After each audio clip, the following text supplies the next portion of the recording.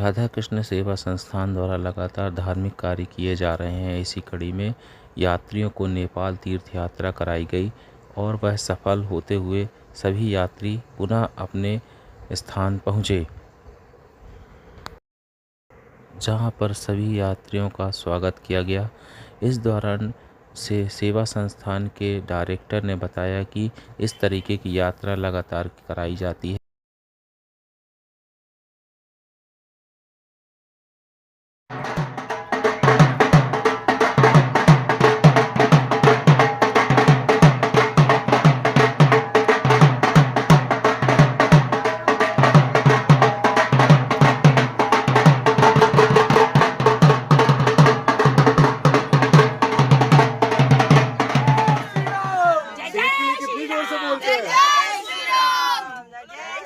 जितनी जोर से सीट के लिए बोलते उतनी जोर से रोने के लिए भी बोलो।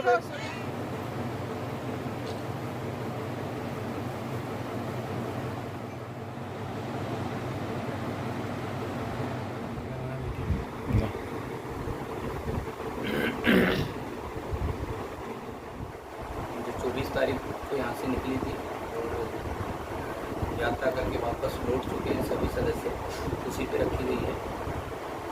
जैसे कि हमारी यात्रा 24 तारीख को जबलपुर से रवाना होकर और प्रयागराज पहुंची। प्रयागराज से अयोध्या भगवान राम के दर्शन करने के बाद हम लोग नेपाल की ओर प्रस्थान करें। वहाँ से सलोनी बॉर्डर होते हुए पोखरा पहुँचे। पोखरा से दर्शन करके काठमांडू पहुँचे और तकरीबन 7वें दिन हमारी यात्रा जनकपुर पहुँची थी। जनकपुर से हम एक दिन रुके और 9वें दिन जबलपुर पहुँचे। ये प्रेस कॉन्फ्रेंस रखी गई है कि हमें इस यात्रा में बहुत कुछ अनुभव भी मिला है, सीखने को भी मिला है। बाकी हमने जैसा बताया कि जहाँ जहाँ नाइट को यात्रा रुकेगी वहाँ भले आगे पीछे हुए, थोड़ा लेट हुए, क्योंकि नेपाल में पूरा पहाड़ी क्षेत्र था, तो एक दूसरी जगह जाने में थोड़ा ज़्यादा टाइम लगा। राधा सेवा संस्थान एक धार्मिक संस्था है जो सभी लोगों को एक नज़रिए से देखती है। संस्था में बहुत सारे लोग नए सदस्य जुड़े थे, तो उनको अनुभव नहीं था कि धार्मिक संस्थाओं में कैसी यात्राएं जाती हैं। तो उनका अनुभव भले थोड़ा हो रहा हो, और बाकी सभी का सेहत का ख्याल रखा गया, शुद्ध खाना पूरा बनवा के खिलाया गया। क्योंकि पहाड़ी क्षेत्र था तो बस टाइम पे टाइम पहुँच रही थी, नहीं नाश्ता इतना लेट को दे रहे, तो बाकी सब चीज़ों का ध्यान हमारी संस्था ने रखा। कुछ सदस्य जो हमारे संस्था से जुड़े हुए हैं वो काफ़ी यात्रा में जा चुके हैं, उनका अनुभव बहुत अच्छा था।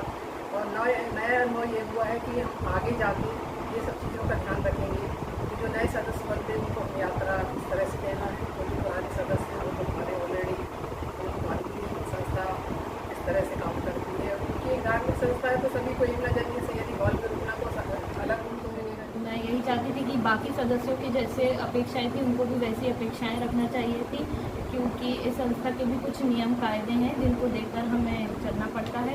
और हमें इस नेपाल यात्रा के लिए 10 सदस्यों का चयन करने के लिए कहा गया था, जिनका इस नेपाल यात्रा में और संस्था के प्रति उनका व्यवहार अच्छा था।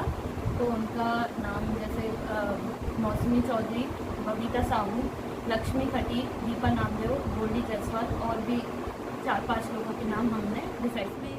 इतना सब ने इतना एंजॉय किया और प्रभु भोलेनाथ जी के दर्शन किए। और संस्था हमारी है जो एक परिवार की तरह हम सबका ध्यान देती है और सबके एक ही नज़रिए से देखा जाता है। और हमारे खाने पीने का भी बिल्कुल स्वास्थ्य को देखते हुए खाना टाइम से। सारी जगह को कुछ गलतियाँ और कुछ सभी यात्राएँ की होती हैं, तो बढ़िया यात्रा, कोई दिक्कत नहीं हुई।